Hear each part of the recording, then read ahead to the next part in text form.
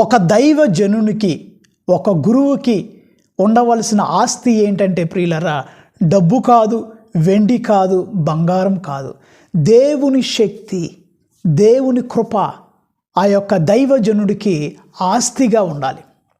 ఒకరోజు పేతురు, యోహానులు 3 గంటల సమయంలో దేవాలయానికి ప్రార్థన చేసుకోవడానికి వెళ్ళే టైంలో ఒక కుంటివాడు పేతురు దగ్గర భిక్షాటనం చేశాడు.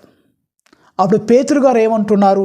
అపోస్తుల కార్యాలు 3వ అధ్యాయము 6వ వచనంలో ఆయన అంటున్నాడు, అయ్యా నా దగ్గర వెండి బంగారాలు లేవు, నా దగ్గర డబ్బు లేదు, కానీ నాకున్నది నీకు ఇస్తానని నజరేయుడైన యేసుక్రీస్తు నామములో నువ్వు లేచి నడువుము అన్నాడు. Praise the lord.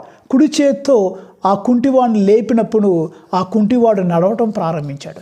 ప్రియమైన దైవజనులారా, మన ఆస్తి ఏంటి? వెండా, బంగారమా, లేక దేవుని శక్తి?